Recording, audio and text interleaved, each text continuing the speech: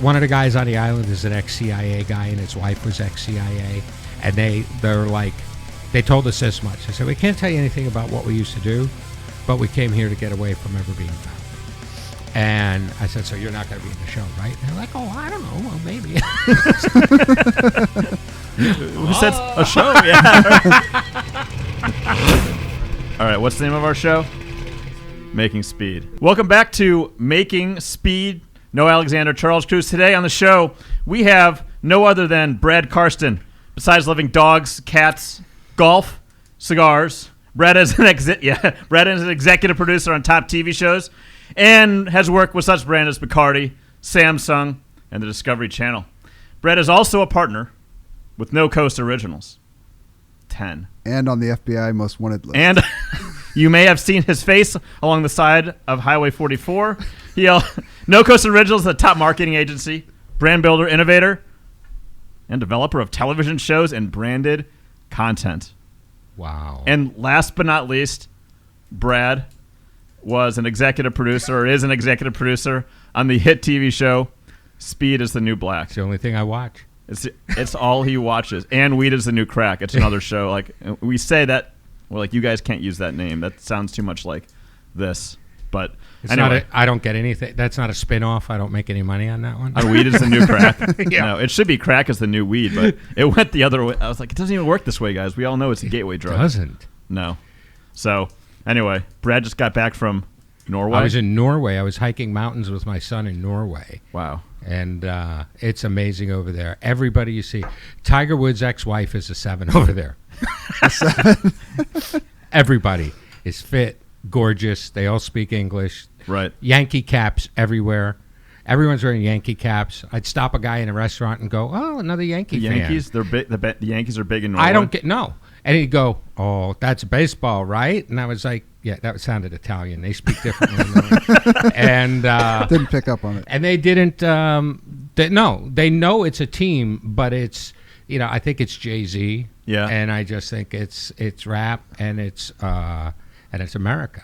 And they're just way into that shit. Pizza, hamburgers, Yankee caps. They're not going to be fit for long on pizza and hamburgers. But maybe they're active enough. They burn it right off. They ride bikes everywhere. They run everywhere. They walk everywhere. They hike everywhere. It's absolutely incredible to see an entire city and nobody's fat. Nobody. And there's no litter. You're it's right. Immaculate. If you litter there, do they cane you, or is there any like actual punishment, or they're just respectful as a nation? I saw people walk and pick up a piece of trash that was in the street that was just laying there. It was the first time I saw litter, and somebody picked up this wrapper and put it in the garbage. They just don't do it. They don't do it. Litter ain't a thing. And they're like crazy ass drinkers. They get so wasted on Friday night. Nobody's working on Saturday, but nobody drinks and drives. Nobody. No. So it's like that's their thing, man. Don't litter, don't drink and drive, and then be skinny and good, and then you'll be party. Skinny and good looking and party. Put on your Yankee cap and go out and have a good time. It's crazy. It's awesome though. It's a great place. It sounds maybe we. How long were you over there for? 10 days. 10 days. 10 days. We did Oslo. We did Stavanger and mountain climbing, and then we went into Oslo for 4 days, and it was cool. It was just great. I'd been there 50 years ago. When I was 13. I'm half Norwegian. People kept coming up to me and trying to talk to me in Norwegian. I'd be like, I'm only half Norwegian. I'm sorry. Firstborn American. Yeah, I'm a commie killer. Yeah. You weren't waiting for that. You guys weren't ready for that. No, one. no, it's good. We've been trying to get to this level, but we had Dave, our parts guy, on, and that was pretty rough. Parks or parts? Parts. Oh. He should have been the fucking Parks guy. I was like, is this a Parks? He didn't play along too well. And we've been talking about it. We've been talking to him about it ever since. I'm like, dude, you got the fire going during the day. He's all freaking crazy about everything. Very enthusiastic. And then you put this in front of him, and he I don't know what happened. We don't know what happened. We opened the door up for him, and it just didn't work. He's trying to blame it on us. He's still mad at us over it. He's really upset. We're like, let's not get defensive. Let's talk about what happened. You sucked on the show. Yeah. Would that make you Well, did you? No, that happens like most of the time. Why did you clam up, man? Yeah. Remember when we did the show? I mean, I'm sure you teased this podcast a lot in the last one because the last one sucked. So you probably talked about this one coming up a lot. But you guys had that rare thing when we did Speed is the New Black. I mean, everybody was good on mic. Everybody was good on camera. Everybody settled in and got better. There was no... Even our most awkward guy, Yeah. they all adapted. And Everybody. No, it worked out really. I don't know what everybody happened. listened up and got good. I mean, it was pretty organic. And they played themselves. Yeah, it was I mean, good. they just let themselves out instead of like freezing. And that just doesn't happen. It took a second for a couple people, but most people were. I don't know. Everybody. That was a concern of mine. I was like, how am I gonna look on camera? What's it gonna be like? So Right. I still don't like to watch myself, but It is weird, that isn't kind of it? even that even. I don't watch myself at all. No, I don't watch any. No. I watch it all the time and make fun of you guys. I've only seen it. Do you have pants on? I hope you have pants on. I've seen them all one time through. Yeah. Yeah. Yes. Yeah. If you watch them backwards, you don't even pick up any difference. It's Oh, okay. the same as Right. watching them forwards. No, I was really shocked by that because, I mean, look, every show we sell, we probably have 100 or 50 maybe that we didn't. And a lot of great characters. I mean, we don't go after idiots. And most people just freeze, man. They simply can't let themselves out. Like what you see in them, and you're like, God, this guy's great, or this Right. gal's really funny, Yeah. or they just got so much charisma. It's and you gone put the as soon as you camera put the camera on 'em. Evaporates. It just evaporates, and they just can't pull it off. And I don't know how you don't know that in advance. No, Do you? No, Not really. You're There's like, a- this that's guy's the- fucking funny. right. That's and, the litmus test. And crazy. And That's the then litmus test. the real cameras show up and they're like, They're super frozen. They keep trying to get it right. They don't know exactly how to say it. And then it's like, who's going to see this? And we're like, nobody's going to see it. And if you It's keep all going nerves. like Suck. this, It's not it's all gonna- nerves. definitely Yeah. nobody's going to see it. No, you better. I think the best thing is just do your normal thing. Who cares if the camera's there? Just don't worry about it. It's not like public speaking. Like if you're up there in front of 100 people or 1,000 people, that doesn't go away. They're there. I don't care what you do. You can kind of tone them out, whatever, but they're right in front of you. With the camera, it's a little different. You can kind of just tone it out somewhat, do your thing, and it's a lot easier. If you And look at that's it the that way. key to it because, I mean, I really think about this a lot because I read too much. But as humans, we are so fine-tuned on reading the human face and hearing tonalities in a human voice that we don't even know we're picking up on. Right. And when someone's faking it or they're pushing it or they're trying too hard, the audience knows it. Oh yeah. And they can't tell you why. No, They just know it. No, that's Yeah. primitive. That's primitive brain stuff. Super primitive stuff. That's primitive brain. That's That's like Neanderthal stuff, it's actually. right in line with fight and flight and all that. Yep. It's all primitive. You know, nobody knows. Yeah, they can barely. It's just happening in the background there, and they're picking up on it, and it either freaks them out or they think it's weird. But yeah, it's an interesting thing. They think it really comes from the Neanderthal side of our human DNA because Neanderthals, from what they say, had a really complex social system of not lying and body language and expression through position. And then when the other Homo sapiens came along, well, they're more on my side of the family. They were just liars and bastards, and they killed all the Liars, Neanderthals. cheaters, yeah, right. Took their shit. Yeah. That's why there's no Neanderthals anymore. But we got some of it, Right. And that's where it really seeps in, and that's why on reality television in particular, people they know a lot of the shit's fake. They just don't want. Nobody wants to know it's fake. Yeah, and yeah, Right. don't cue me in on it. Like, Yeah. You know, and with our show is different. It's Don't like, okay, alert me to the fact that some of this may be fake. Yeah, I want to take the ride, right? It's Yeah. like Right. I just busted my ass working all day. We finally put the kids to bed. I'd like to sit down with a beer. I want to see him build this nomad. Right. And now I got to see him go through some fake shit that they're Nobody doing. wants to see I the don't- fake shit. No, I'm not into Right. I that. think that's one thing we were able to get out of, which, you know, we get out of the fake shit on our show.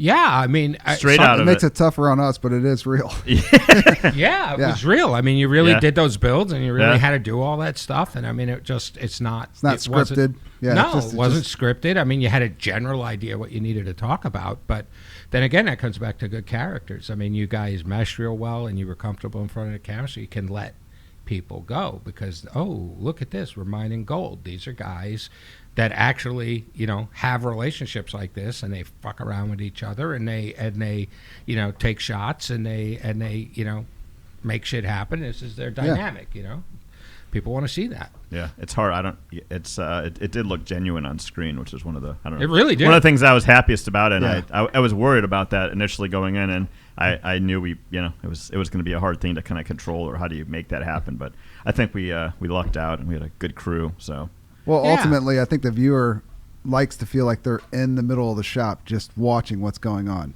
like a voyeur almost. They want to see what's going on in the shop, almost like they work here or they're just a customer, or they can put themselves in whatever place they want, but that's what they like.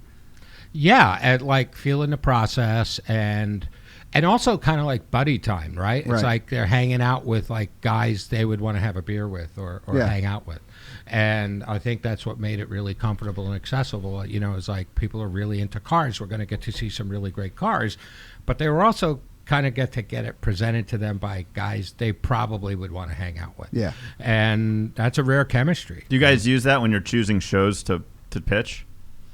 What are you looking at? Yeah, how do you beyond whatever the content is, that could be whatever. Yeah, 'cause we've got- how do you choose the people? Right, because we've got stuff across the spectrum, right? Sure. We've got 2 car shows, but then we had a women's fashion show, we had a high-end travel show.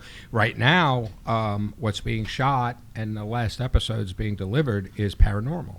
So, and like, we don't go out trying to get into paranormal and any of these things. We look 100% for characters. Right. Because at the end of the day, okay, so they may not be good once you put the cameras on them, but you can't make them good. Right? So it's got to start with that. Sure. So we look for people that are just doing interesting things, like really interesting people that are good characters. By and large, they have really decent senses of humor, but there's a real dynamic amongst the group of people, and they're doing interesting stuff, and they're real. And then there's that rare thing, that charisma that comes across. Right. And we got one now. We're working on a woman that's an urban gardener, and she just lights up the camera.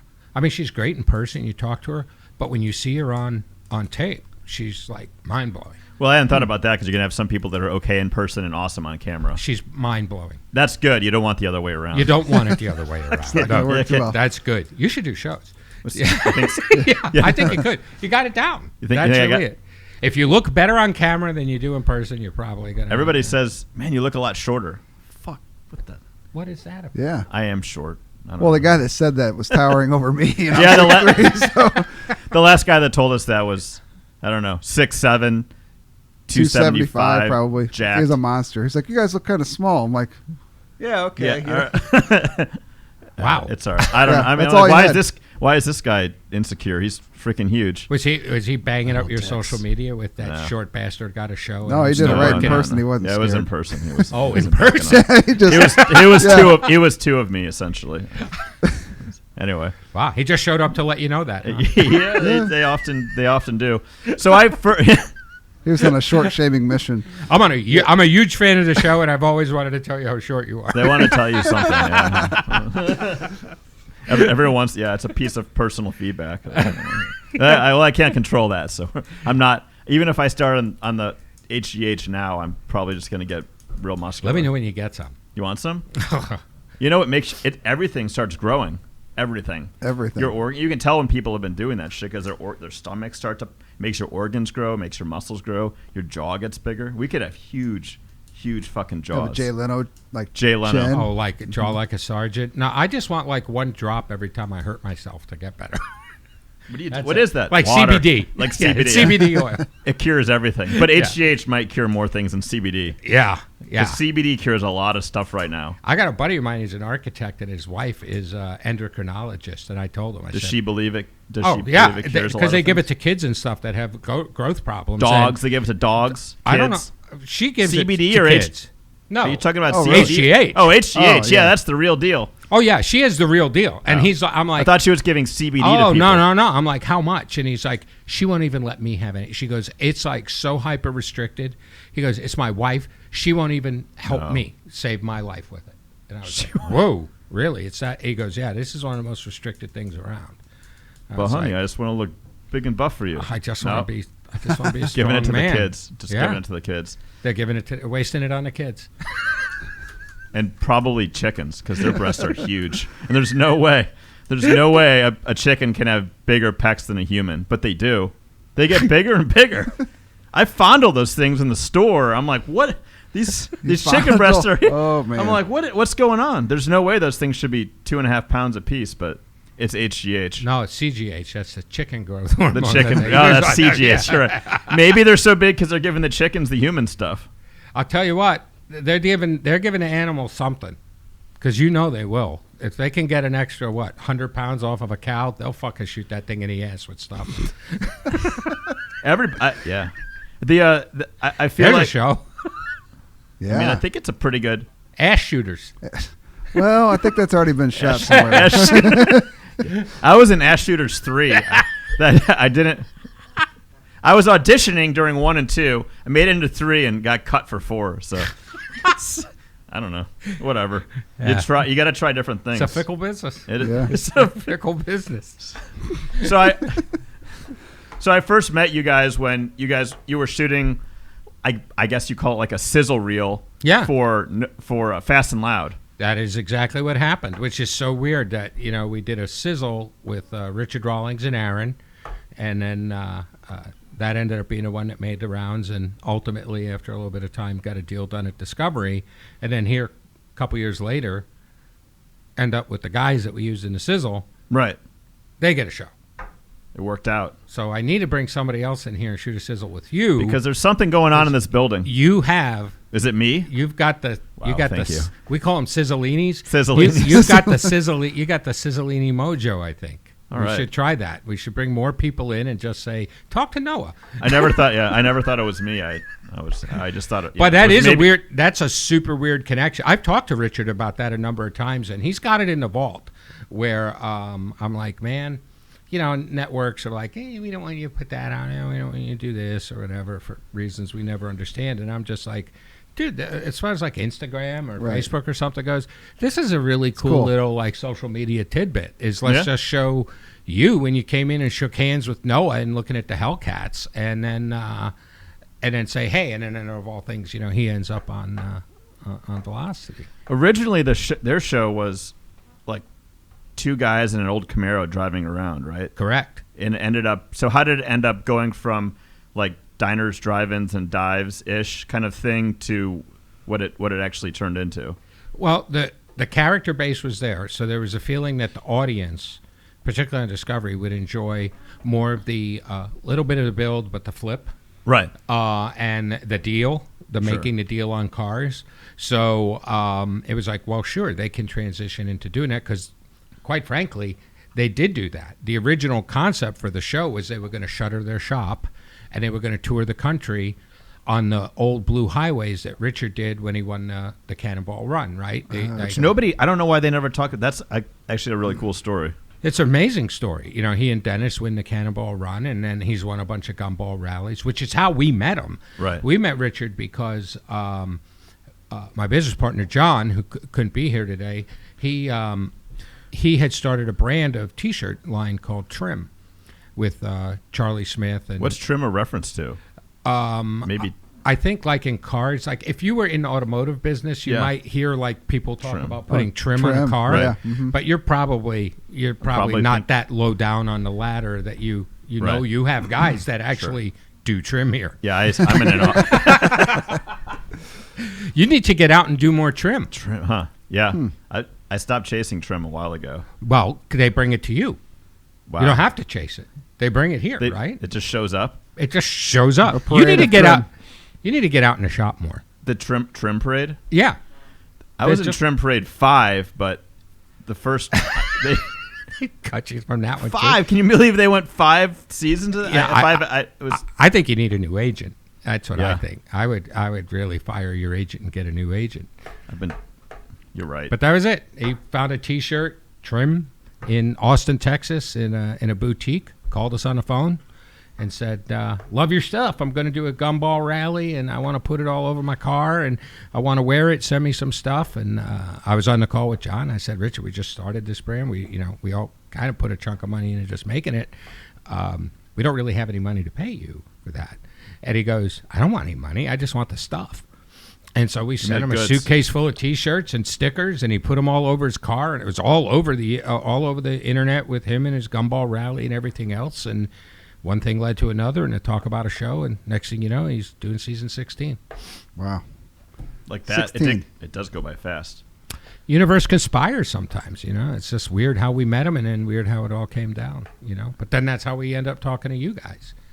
And then in the back of our minds was, these guys are doing cool stuff over there, and trying to find the angle on it, and then that whole bespoke thing became the angle. So, I don't know when this was. Maybe it was last year. We were talking about shows that you worked on that almost made it, but didn't quite make it, which is a lot of shows. It's a lot. I mean, I guess just starting where shows... Ass Shooter 6. 6. No, it stopped mid. There was a surgery for reason. It's like Dr. Pimple Popper, kinda. Yeah, something popped her. Yeah, it's still in production. It's stalled halfway through. Yeah, due to go figure. Yeah, we've got tons of stuff that just. How many shows? And I'm getting back to my original question, but how many? I'll ask. But how out of all the stuff you pitch, what percentage turns into something? Is it small? Very small, right? And for a variety of reasons, but it's. I really think it's probably 1 out of 50, maybe. Right. Wow. And that one might not, even get there. It might get some money to develop, but it might not actually get on air.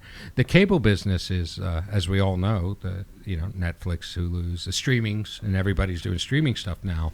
It's really put the hammer down on the cable network. So every show they buy is so much more precious than it was 10 years ago when we got started. People took shots on stuff back then. And they'd shoot a show, they put it on and find an audience. They do that.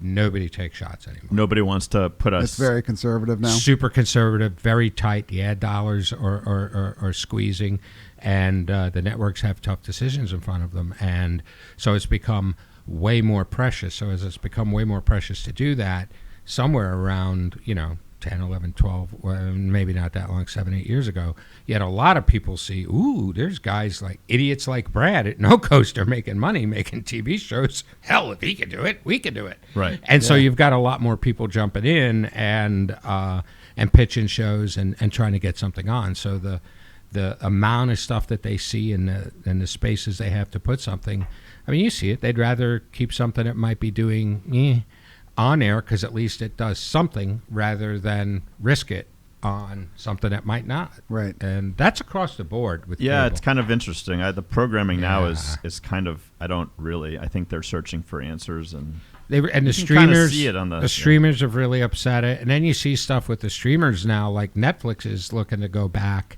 and do stuff where you have to wait every week to see a show. Right. Where their stock and trade, was watch all 12 of them. We don't give a shit. Yeah, we don't care if you buy Ben and Jerry's. We don't care if you lose your job or gain 50 pounds. No, sit on a sofa, have a stroke, watch 12 episodes of something. and now it's like, maybe we should make people come along a little more. I guess like Hulu's done some of that.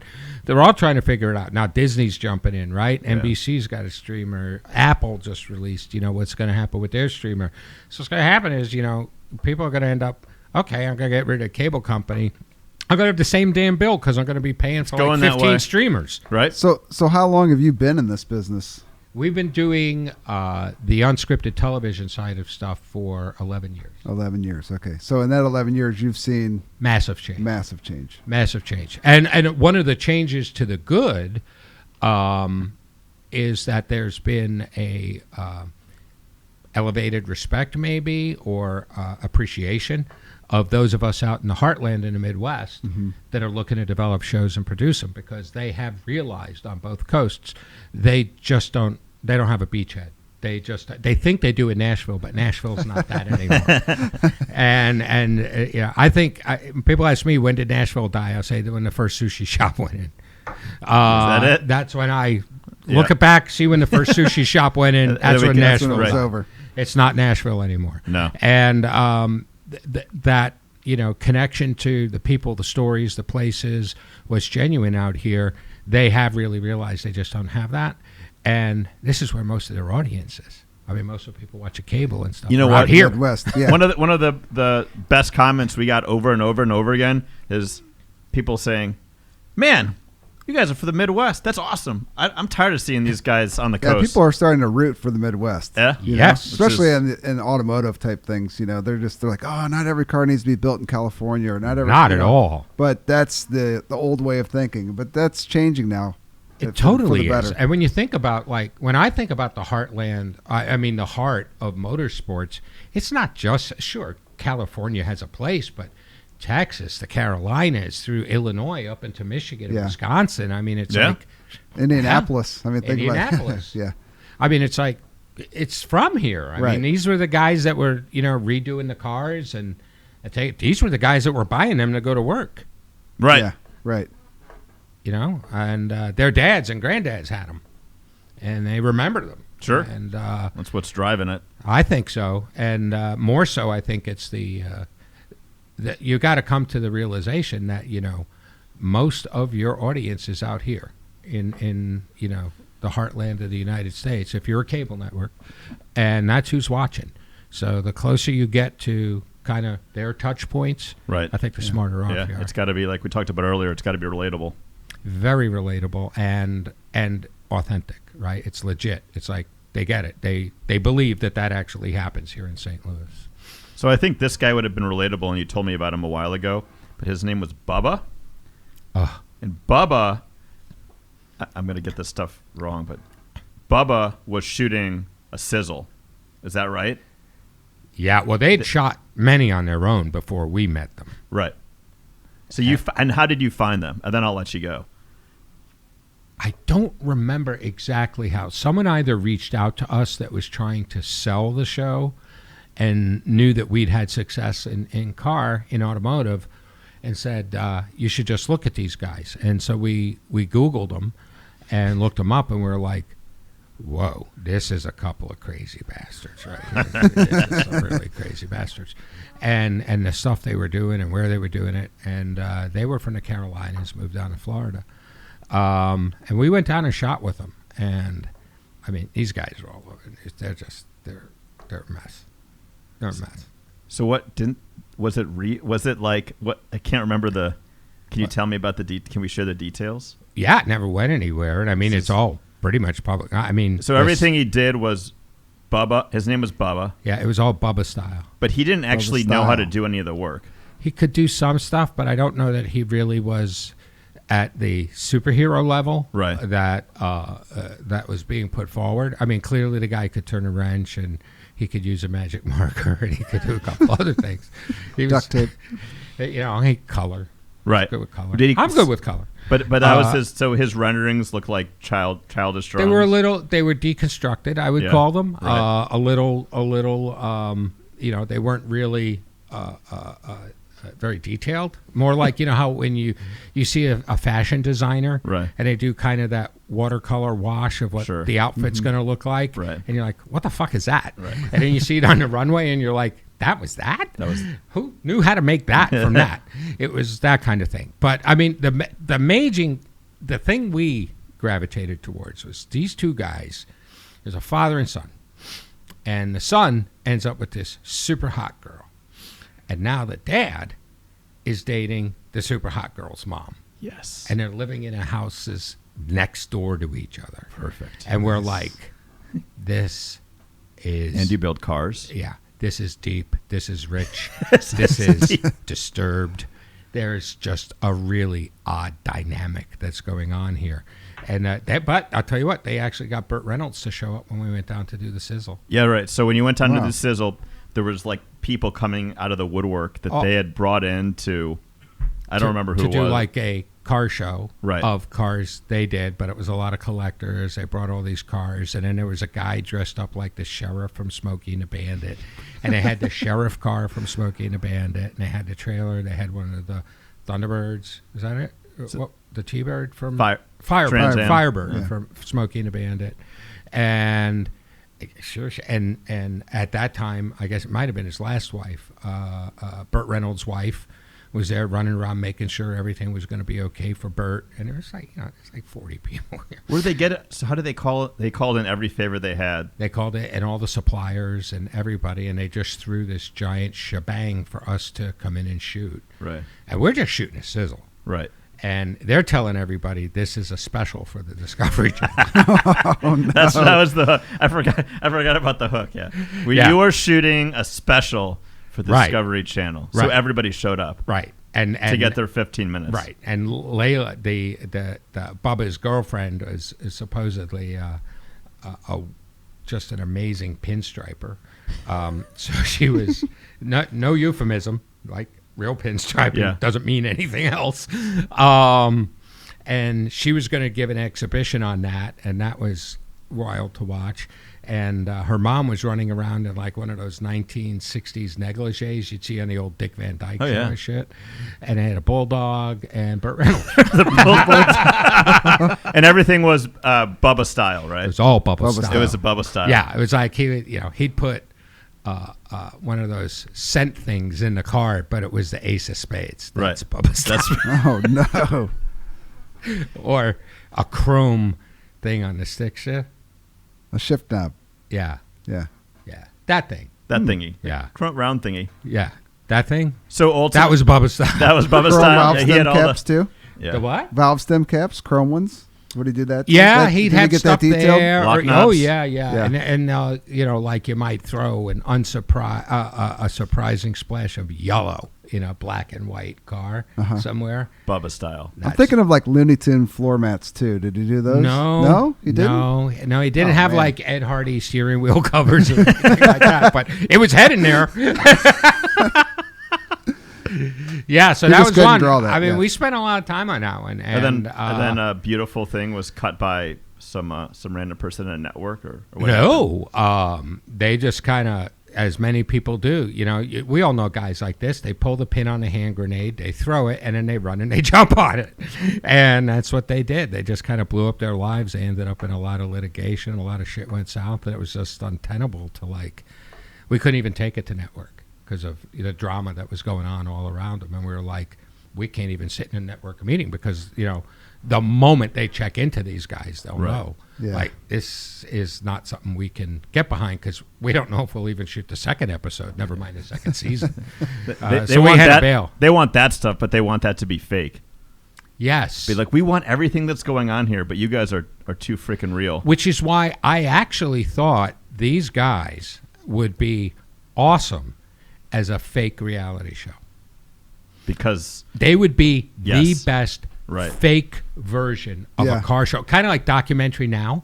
Sure, they would be like the Documentary Now version. Their parody material, perfect, 100%. They'd be perfect, and they'd be all in on it. And they would think it was real.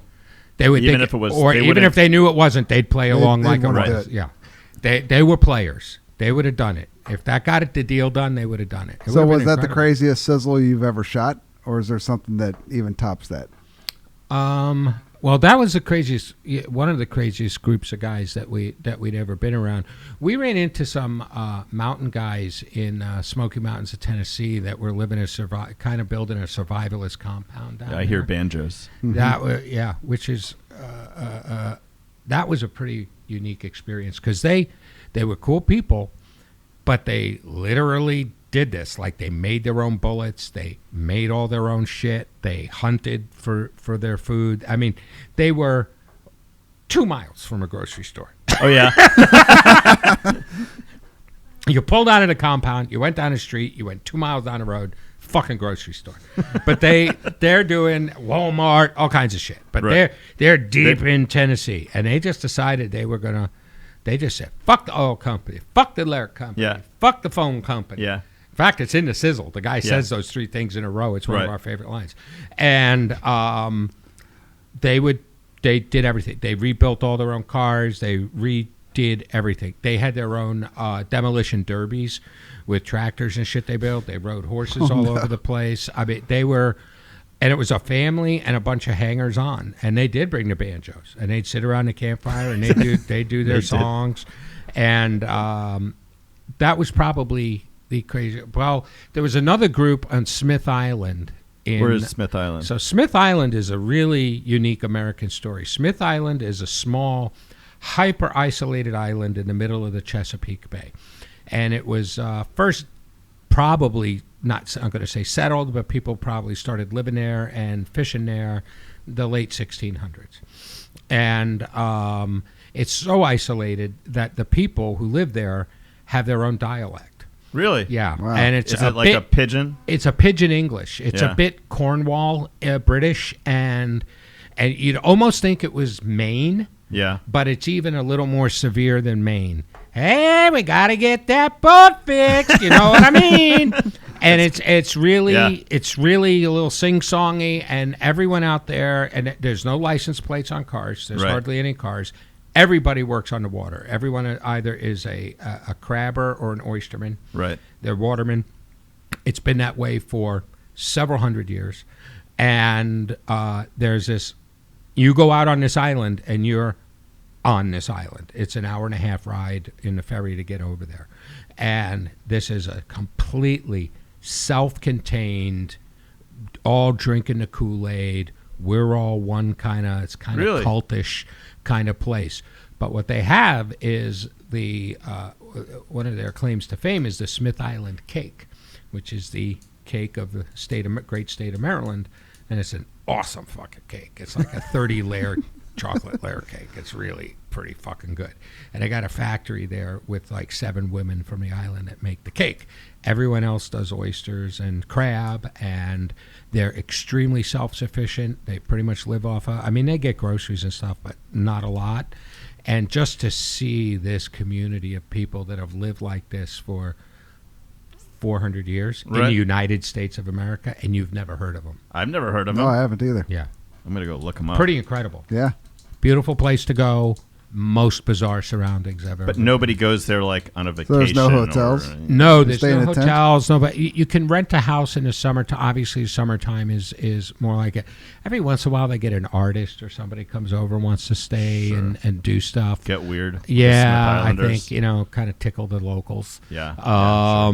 Maybe duck hunt or something. But it's kind of a hermit's place. Like one of the guys on the island is an ex-CIA guy, and his wife was ex-CIA, and they're like, they told us this much. They said, we can't tell you anything about what we used to do, but we came here to get away from ever being found. And I said, so you're not going to be in the show, right? And they're like, oh, I don't know. Well, maybe. Who said a show? Yeah. Ooh. A show. Wait, Ooh, really? wait a Oh, minute. wait, I didn't say Yeah. that. Don't do well in Television. front of the Yeah. camera. We didn't say we wouldn't do television. Yeah. Yeah, we just wanted to get away from everybody. And these were hard Scrabble people, too. I mean, the guys that were 4 or 5 generations Oh, God. of oystermen and watermen and crabbers out there. And, I mean, they are up at 3. They're in bed at 7:30. Right. They're cool people, but they are of a mindset. It's a little children of the corny kind of thing. Did they cut do their bangs go straight across? Oh, like the Russians?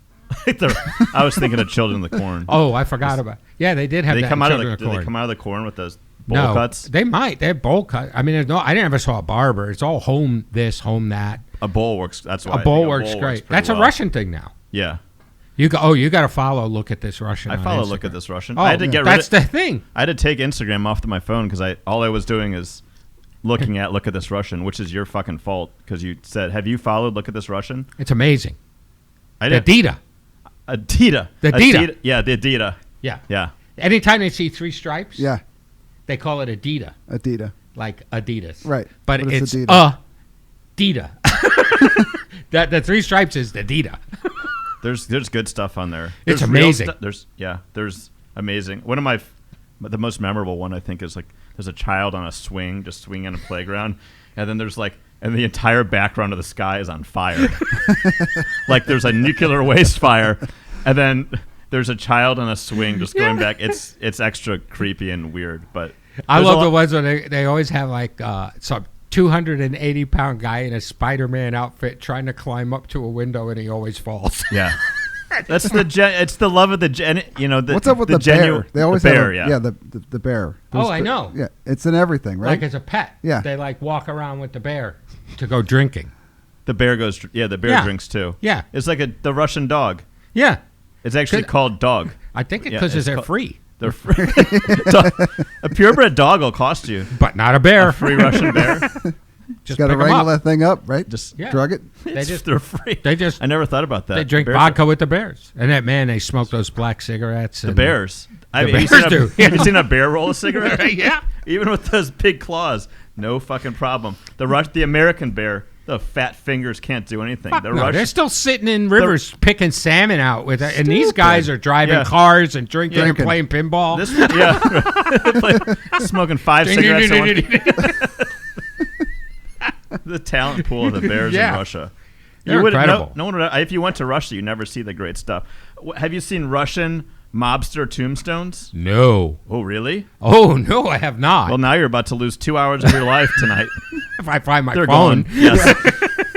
Yeah. So on the Russian mobster, it was around the time of like the fall of like the Soviet. There's a lot of like or right after when everything broke up, lots of Russian mob activity, and there were it's all in these different little countries now. But yeah, so the Russian mobster tombstone Tombstones. is a beautiful thing. So it's like a giant tombstone or a monument, but then on the face of it, they'll have like a really nice picture of themselves, like printed on the front. And they're always standing next to like an E-Class Mercedes from 1993. There's an E-Class Mercedes in every single one. And a lot of times they'll have like a cell phone. They have all their cool shit, but they're on the front of the tombstone with like wearing a nice suit. Baby giraffe. Baby giraffe, but it's that. It's like bear. right. They probably got the idea from that. But it's the Russian mobster. He's got his Mercedes. He's got like cool jewelry on, like a badass handgun, Well, yeah. like a custom engraved, Yeah. And he's just there. It's like a gold-plated 1911 with Russian prison tattoos etched into the side of it and stuff. Yeah. So yeah, it's interesting. I'm on it. You got to watch it or look at it. You know what I do? The show I'd want to do is I want to meet the people that make those. Right. Like when that family comes in and if you fuck that up or you get the wrong color on that E-Class or Yeah. his face You're looks getting like buried next to him. looks bad. Yeah. It's bad. Yeah. Right? You're getting buried next to him, and you can't afford the cool tombstone. And you're not going to get the cool tombstone. But who are the people that make these things? I don't know. They're well done. I don't know how they're printed on their car. How do you print a tombstone? I don't. I mean, I don't know. you guys work with your hands. How do you do that? I'm not sure. I don't know about that. It'll be It's like those cakes, like you can see at Schnucks, right? Yes. You get a cake with somebody's like. But they were doing it before the grocery store. Yeah, They're way ahead of their time. It's probably just some clear concrete sealer or something over it, And It looks cool. Yeah. That's how I'm going to go Man. out, or after that's what I already have my what's going on the front of that thing detailed out. E-Class. Yes, I know. We'll just bury you in an E-Class. How about that? You just get inside of it and put you down in. In a gold E-Class. Yeah. That's a show too. What about the guys that build all the crazy coffins? Have you seen those? Yes, That's a whole other show too. I know. Like who does that stuff? There is one on Netflix. There's a crazy family in Polynesia somewhere. That's a funeral home director. It's like Tahiti funeral directors or something. And Sounds exotic. And they do that shit down there, and they talk about because I guess it's funny to watch other people bury their dead. Well, our funerals are so fucking boring. Yeah. They're Should be a terrible. party, I right? don't- Celebration. We don't do it the right way. Best funeral I ever saw was a guy that used to make stuff way back in like 40 years ago. He made these books in marketing. When you'd present stuff, you'd bring these books in to do presentations, and he would do these custom covers on them and just beautiful stuff. Carl Walls. And Carl Walls knew he was going to die, and he passed away. And he had very specific instructions for how his funeral was to be held. And there were cardboard cutouts of Carl all over the funeral space so that you could go take your picture with Carl. And his brother, who went about 325 at the time, Right. was to wear a late period Elvis costume and do his Elvis impersonations, Right. songs Uh-huh. at the funeral Yeah. the whole time. He was going to be the This is performer. what I'm talking about. Yeah. And it was absolutely incredible. And it all went down that way? This was his brother's eulogy to his late brother that he's there burying in an Elvis costume with the glasses, the wig, the everything. And he's got, the low scoop Elvis, right? The white one. The white, jumper Yeah. with nothing, yeah. all right? And he comes up, and now remember, he's like 380. And he's wearing this thing in a mic, and he goes, he's singing like 12 songs, and he's just dripping. And he's rubbing his chest, and he goes, Carl liked his women like his Elvis impersonators, kind of sweaty. That was his eulogy That was to his probably late brother. That was probably what he was supposed to say. I have no doubts. This thing was perfectly choreographed down to the muscatoli, the toasted ravioli, the pasta house whole catering thing of it. And this guy he made it very clear. Please, if you loved me, fucking laugh with me this last time at this thing. Sounds pretty good. I don't think he got it wrong. I think you got it right. I don't think he got it wrong at all. I'm still waiting to go to a funeral like that. Not that I want to. I've never been to another one like it. Nobody has the guts. No. I did have a friend of mine tell me he went to a funeral, and this guy was like a huge Jimmy Buffett type fan, and just basically a partier, right? So when you went to the funeral home, in the one corner he had a margarita bar set up, so you could go over there and make a margarita. The Jimmy Buffett margarita machine, hopefully. I don't know what it was, but they gave you a lei when you walked in. Like it was like it was a party. It was a how it huge should party. be. I thought, who wouldn't want to go to that, or who wouldn't want to do that, right? We took my father when he passed. His cremated. Half his remains went to the U.S. Navy, and they did a burial at sea off of a ship. And I got the DVD, and it's marvelous. It's absolutely incredible, first class, the way they gave him that part of his funeral. The other part, my sister and I took him and threw handfuls of them all over New York, where we grew up. We threw him in Yankee Stadium, the new Yankee Stadium, because he'd never been to Yankee Stadium. We took him to McSorley's Old Ale House. We did Peter Luger's Steakhouse. We did Coney Island, the hot dog thing. And it brought all the family together, aunts, uncles, my cousins, all of us, my sister and I. And we just reminisced and had the best stories talking about Dad going around New York. There you go. Dropping handfuls places. I just shipped those orders to my son. I said, that's it. We're duplicating what we did for my father. Because I can't think of a better time than having people around thinking of great memories of you while they dump you places they're not supposed to be dumping. Right. Hopefully it didn't get on any of the food, or you washed your hands before you ate. No, I did do that, but I would thought we were going to get busted at Yankee Stadium because my sister threw it right out on the first baseline, and all of a sudden there's this big poof, this big white splat, and I'm like, they're going to be coming out in hazmat suits. This is like going to be like an anthrax scare. Nobody noticed. Nobody saw it. Nobody saw it. No, it was incredible. First, Dad finally got to go to Yankee State, the new Yankee Stadium. That's the way to go. Who was the guy who had himself baked into bread and then fed to the seagulls? I don't know about that one. Baked into bread. Sourdough bread. What kind of sites are you looking at? Sourdough is right, yeah. Baked into sourdough bread, then fed to the seagulls so that then he could shit on the city of San Francisco that fucked him over when he was young. That's okay, so here's the deal. The next time you come in to see us, we want a list of your frequently visited websites. We could have put that up front. Now we're going to have to say, hey, check out Brad's list of frequently visited websites on the back, and we won't even be able to do it now. It's going to just have to, I did not start this. Russian tombstones started this thing. All right, we'll put that on there as well. Can we? Hey, we can put some links at the end of this? Yeah. All right, Brad's going to send us his... Brad's top gonna send us 10. top 10. We'll put Russian mobs or tombstones on there, but Russian mobs or tombstones. I feel like you've got your stuff as well. I will be right in on it, and I will definitely hit you up with some of the other ones that I found. Well, the ones you got where the guys are driving sideways down Riyadh or in. What's it called? Skiing. Yeah.